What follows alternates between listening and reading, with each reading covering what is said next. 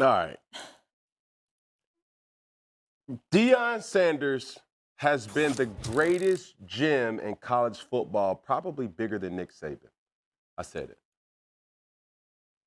The culture, what he means to so many different people, the swagger, the bravado, everything that he just embodies, it's prime, coach prime at that. But as a realist, somebody got to put the foot down and just speak facts. I believe in nepotism. I believe that, hey, everything that you're doing, you got to put your people on. Yeah. He's done that. But when you think about this statistic right here,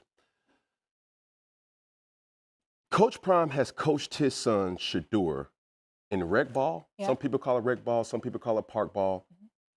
He coached him in high school. Mm-hmm. He coached him in college. I don't know what the rap is of things that, you know, the takeaways or what's his grade on the board. My biggest question for Shedeur Sanders is, can he be coached by other people outside of his father? Because when you look in the real world, Molly, when you look in the real world, RC, when you look in the real world, Stephen A., when you think about this statistics, you've only had one coach since you was 8 years old. Yeah. And now you're 22. Have you built this protection around, can somebody really, and has he really been coached the right way to be able to say, hey, boy, sit down and shut. Oh, that should, hold on. Man, could you please sit down? Because the offensive coordinator or the quarterback coach is employed by his dad. Yeah. That's the realist. And what do you say to the NFL locker room of the veterans that have earned their right? Two, another question that I have is, what we've seen from Anthony Richardson this year, what we've seen from Bryce Young this year, can Deion bench his son? Can Deion cut his son, Shilo? Or even just given the situation. Like, it's the big leagues in the NFL. And I know what that NFL locker room is going to look like, because now you're talking to men, not boys. You're talking to men that probably makes more money than you. Mm-hmm. So how do you say that in retrospect to that? And that's just something to just think about. Let me counter that. First of all, Deion Sanders and I go back more than 2 decades. That's my brother. Got mad love for him. Very proud of the job that he's done at Colorado. I still think it was a huge mistake for Florida State not to bring him on board. He wanted that job, and they didn't give him that opportunity. I think that I would love to see him in the SEC with a big-time program with major dollars, where recruiting and NIL and all of that stuff wouldn't be an issue. Having said all of that, I think you asked the wrong question. You asked about Shedeur Sanders, and can he be coached by someone other than his dad?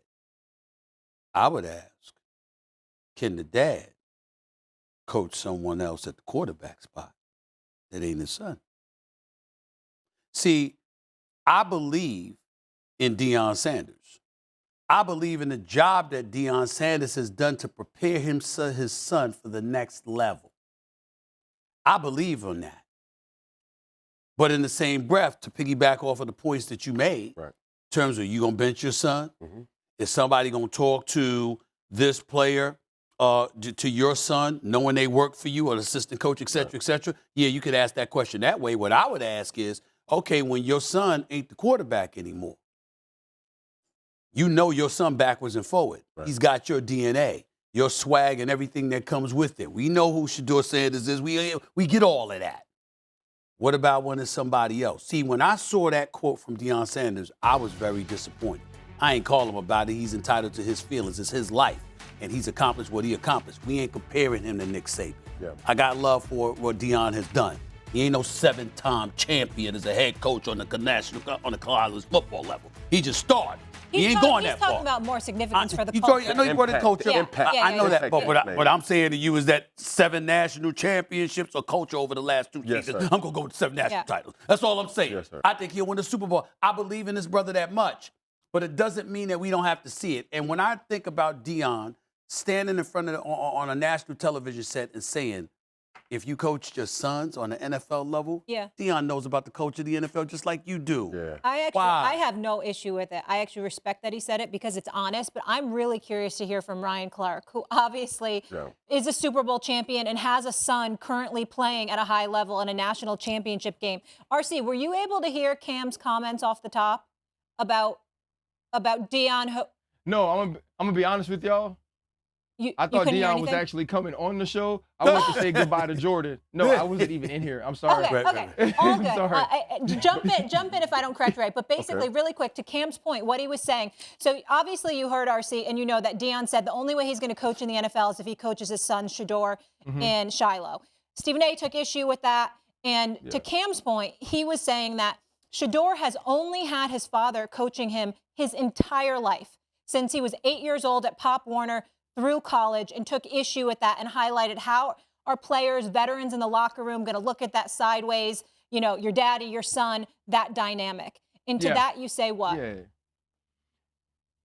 Well, I say the first thing is, why can't we look at it the other way? Why can't we look at it and say that he wants to coach college ball unless he can coach his sons? That the only draw to the NFL for Deion Sanders will be making that next step with Shedeur and Shilo. If not, I'll stay in college ball and continue to groom young men to become better adults and better humans and also better football players. And now on the other side of it, when Cam's saying how will people look at that in the locker room, I do believe that that could become an issue. I do believe that you could sit in your spot or position in the meeting room and say, wait, you got on me the free safety because I missed the tackle, but you didn't put Shedeur up there when he threw the interception, or you didn't take an issue with what Shedeur has done as an individual within the locker room, the way you took exception with the way I have done or the way I've behaved within the locker room. So I do believe on that level that could become an issue, whereas in college it couldn't.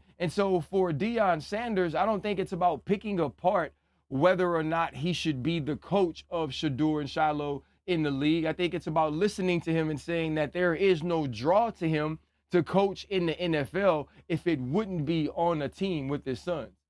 Listen, everything that everybody is saying is a valid point, and I think we've been so pro Deion that it's even hard for me to even have these type of conversations. But just like everybody's holding everybody accountable, nobody is getting spared the rod of like, hold on, bro, like enough is enough. But I honestly do think in my heart of hearts, I think Deion has had so much of a vested interest in his son that it has minimized his real capabilities of being the best coach that he possibly can be. And he's still been the best coach that he possibly is. I'm more excited that Shedeur, Shilo, those guys go to the league, and now we see a better version of Deion Sanders. I have no doubt in my mind, because now it's not the emotion. It's not, you know, the quality control. Like, hold on, we're not talking about that. We're not doing that. When you don't have none of those kids that share your last name in that locker room, now the best of the best. Now you don't have no conflict of interest, so to speak. And I know that that's going to bring a better version of Deion and in the coaching rank. Well, I'm certainly, but I think that you did have the best of the best, because I think that Shedeur Sanders has proven himself to be pretty damn elite at the collegiate level. And I think that he's going to be big time on a pro level as well, assuming he gets a little bit bigger, because I think that he does playing against them men. When they're going to put a lick on him, he took a lot of licks in college. He can't take that on a pro level. I can tell you that right now. He's going to get if that happens, he ain't going to last long. So you got to protect him. But I'm just saying, flip side to that is, you Deion Sanders, you know, I would want him to want to coach in the NFL for a different reason other than that. Yeah. That's all I'm trying to say. So let me ask you this question. And this is uncomfortable, but it's real. Do you think Shedeur Sanders is a 4-year starter anywhere else outside of being coached by his dad? A 4-year starter? He is a 4-year starter. He was 2-year starter at Jackson State. He was another 2-year starter at Colorado. If Shedeur goes I to didn't see enough of him when he was younger. I think over the last 2 years, he was definitely worthy of being a starter, obviously. 2 years. But I'm saying going to the University of Georgia, Notre Dame, going to Texas, right? Does Shedeur Sanders start at a Power 4 university outside? Let's ask RC that.